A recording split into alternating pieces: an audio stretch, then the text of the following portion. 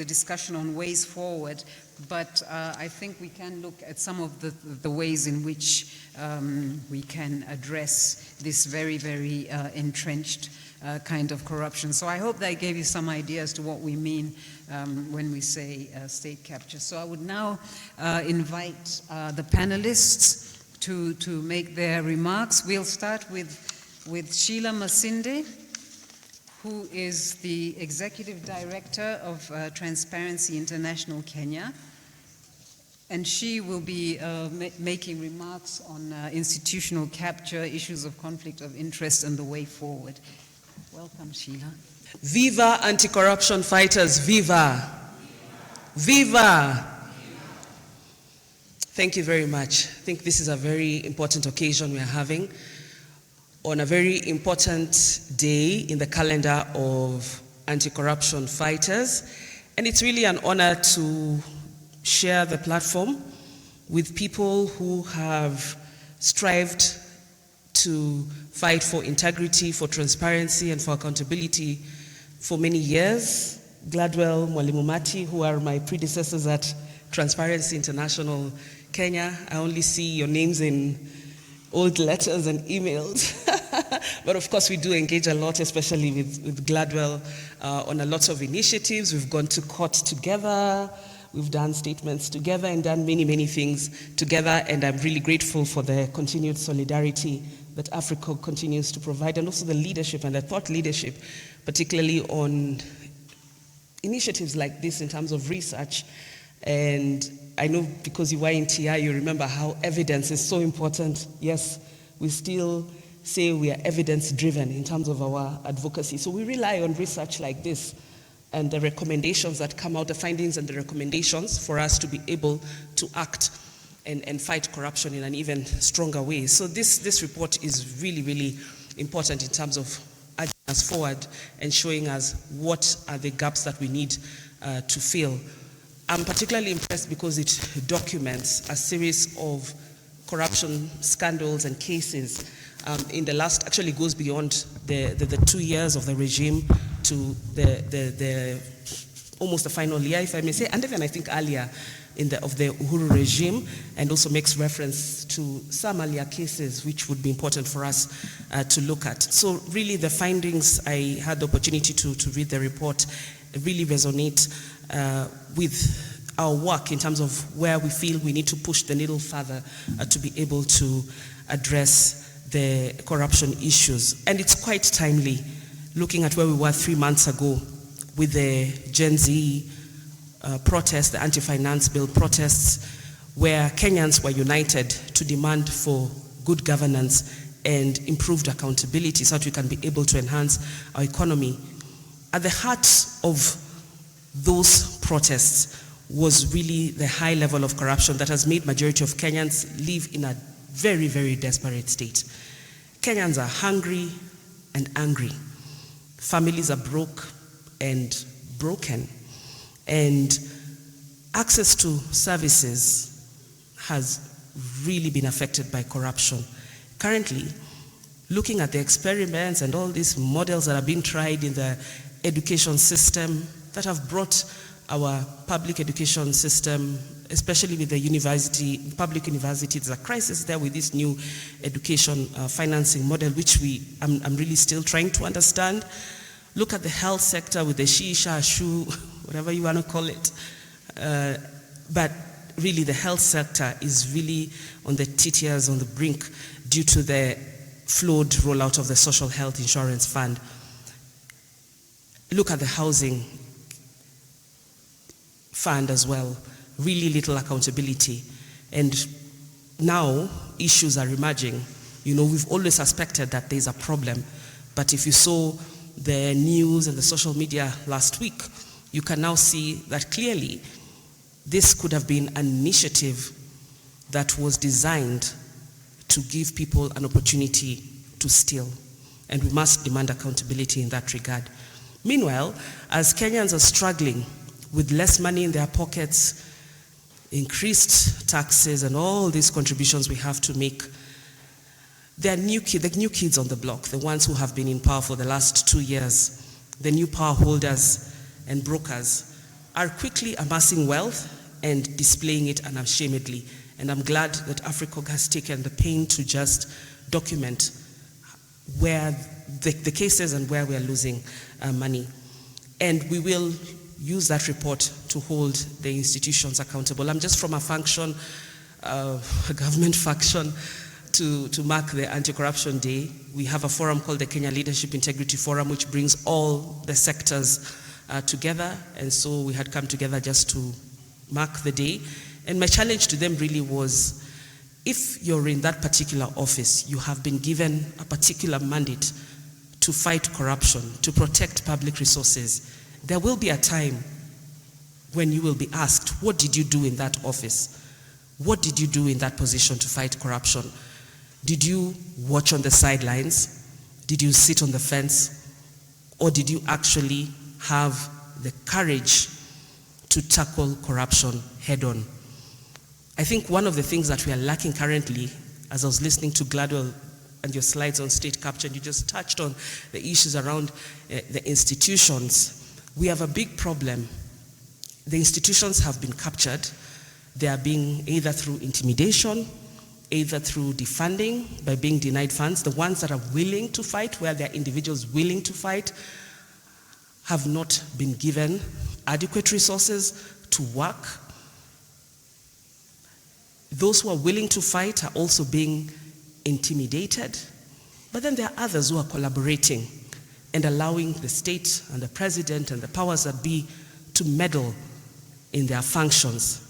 And I always say, if we had institutions that just looked at their mandate and respected the Constitution, adhered to the Constitution, we wouldn't be where we are today. The problem of corruption would have been better managed.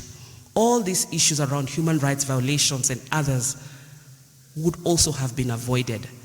But because we have people who are sitting in institutions that do not have the courage, basically we have the wrong people in office across the board, whether it is in executive, whether it is in parliament, whether it is in independent offices and commissions, that is a starting point.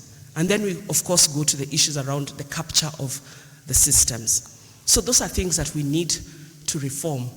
And that's why for us, we've been really pushing for the Chapter 6 and the implementation of the Constitution on leadership and integrity to ensure that you have the right people in office. There's a disturbing pattern of corruption, as I've mentioned earlier, corrupted projects. By the time those projects are being shoved down our throats as Kenyans, people have sat and they know how they are going to steal. They know how many contracts are going to come out of this project and who is socially or politically connected is going to get or be awarded that particular procurement contract. We've seen it in housing. We've seen it in the various scandals touching on food, chakula. Mnakumbuka kashfa ya mahindi? Mnakumbuka?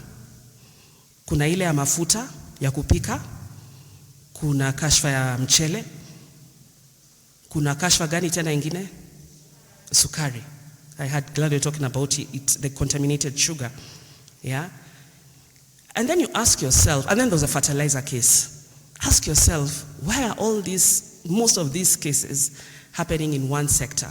Because it's the easiest sector to control, manipulate, and where cartels can thrive. What you simply need to do is kill the productive sectors. Do you hear them talking about agriculture anymore?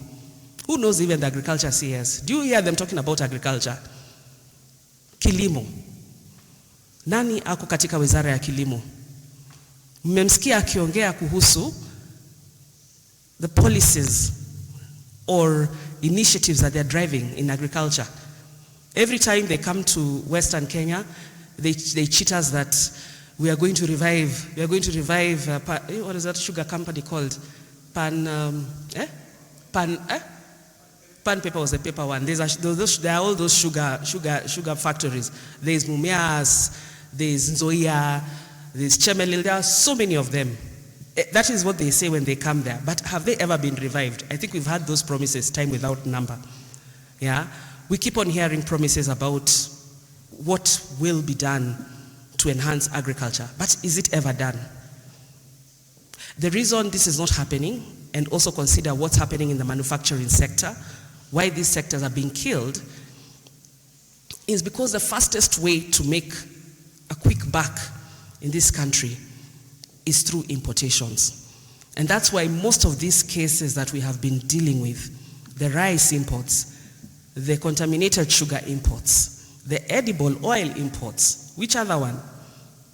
Fertilizer are also imports. Or those ones, the stones and whatever was in there were mixed here in Kenya. Yeah? But just think about it. These are things that we have to be able to tackle. So there's a question around every initiative that has come from this government. By the time it is being passed, whether it is in parliament or whether it is in cabinet, people have already sat down and said, ini yangu, ini yangu. In fact, I always joke, I try to picture sometimes how those cabinet meetings go. I don't think it's cabinet meetings about policies. It possibly is meetings about deals. Hii deal ni ya nani, hii deal itaenda kwa nani, and so on. Because it's only the politically and the socially connected people who are thriving. Remember the vetting of cabinet ministers. And my question was, and of course we have challenged, has even gone to court in terms of challenging the vetting process in regard to what can be more meaningful in terms of the questions that we need to ask some of these people who have been vetted for public office. Some of those ministers declared huge differences from when they were vetted in 2022 to 2024. No one asked them, how are your businesses thriving to the extent that you have been able to triple your net worth as other Kenyans are closing their businesses? Have you asked yourself why? Why is it just a few people who seem to be thriving while businesses are closing every other day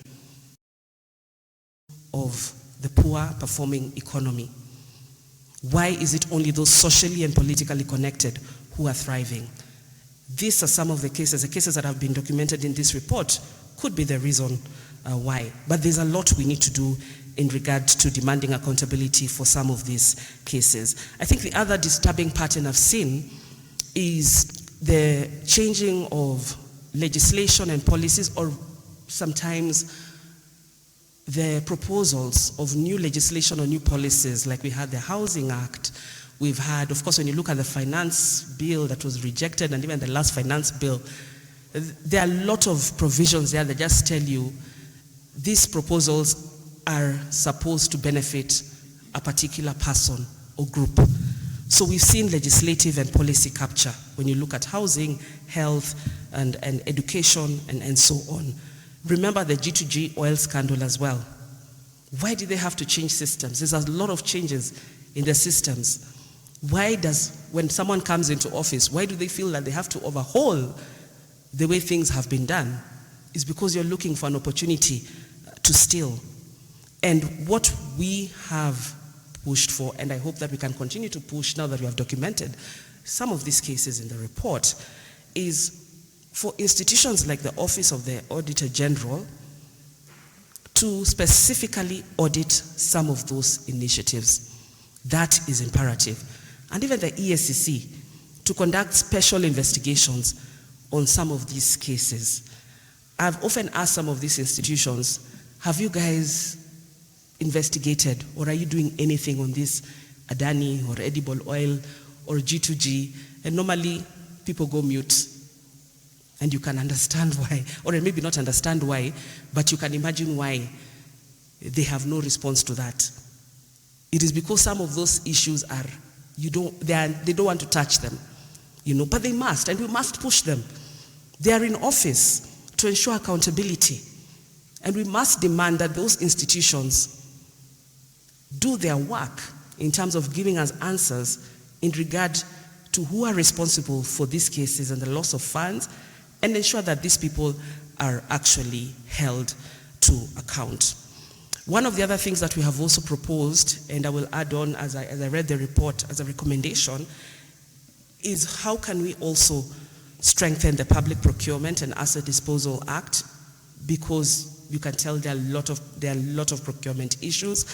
EFCC will actually tell you that investigate touch on procurement and issues conflict of interest. We have a pending conflict of interest bill that has been in Parliament now for, I think it was developed in 2018, has been in Parliament now almost 2 years, and we must demand that it is actually passed. Rated by Senate, now it's under mediation, but we must demand that conflict of interest bill to be enacted so that we can now really deal with issues around conflict of interest more seriously. We also need to look at the public and reason they are still sold the deal. I was left with more questions than answers, because there are questions around, okay, what is the cost to the Kenyan taxpayer? He talked about an investigative report that he was given, which guided his decision to cancel the process of contracting Adani. Where is that investigative report? Who are implicated in that report? Shouldn't they be held accountable? Because Kenyans are suspecting that there's quite a bit more that we don't know about that particular Adani deal and the many others that have been mentioned in the health sector and even in the energy sector, and God knows many other sectors maybe where the spotlight has not been shined on the particular engagement that they could be having with Adani. The other, I think, issue that I want to raise as I conclude, when you talk about captured, weakened, politically manipulated institutions, is a question around the management of corruption cases. And I sometimes feel like a broken record. Is it you say broken record player or what? Broken tape, because this is something I've continuously advocated for. We need reforms in the Office of the Director of Public Prosecutions. We cannot have a public prosecutor who is paid by taxpayer money,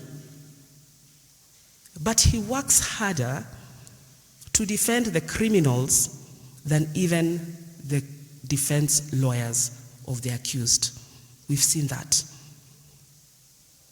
When you look at how some of these cases have been handled, you know, the cases that have been withdrawn, the cases that even judges, the trial magistrates, in their rulings have said that they've had to acquit the accused because of what they termed prosecution-aided acquittals.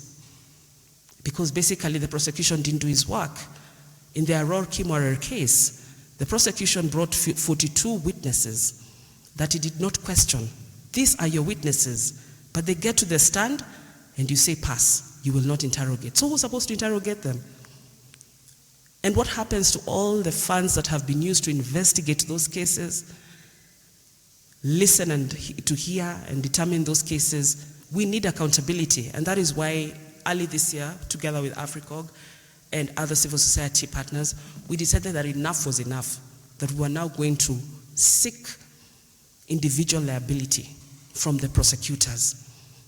We were tired of statements. We are tired of petitions. We took a petition to the Public Service Commission seeking to remove the former Director of Public Prosecution from office. We're still waiting for a response from the Public Service Commission, but we decided that now we'll go to court and we're waiting to see how that case pans out. There was a Oparanya matter just recently, and you saw that whole drama between EFCC and the Director of Public Prosecution, where the DPP decided to, previously we've dealt with withdrawal of cases. Now we were dealing with withdrawal of the decision to charge. You've already made a decision to charge, but then you unashamedly now say, no, I will not. I have now, as I have sat as a prosecutor, meaning now you have assumed the role of a judge and adjudicated the matter even before it goes to the court and determined that the individual is not guilty, and that money in question was actually a loan not a kickback as the EACC investigation found. We are dealing with crooks in public office people. There's a big problem, and we must demand accountability. So currently we are pushing for reforms. We are pushing for particularly reforms in the decision to charge guidelines and in terms of how the Director of Public Prosecutions makes those decisions to withdraw cases, because this has even been raised as a problem by the bench.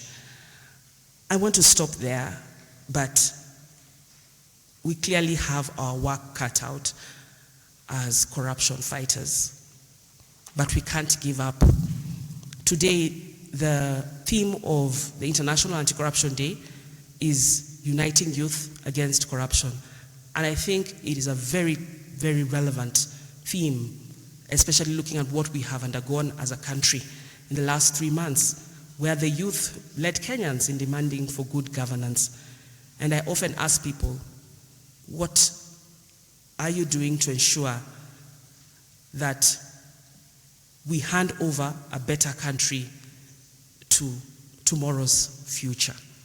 So you, where you're seated, what are you doing in your individual capacity to fight corruption? Thank you.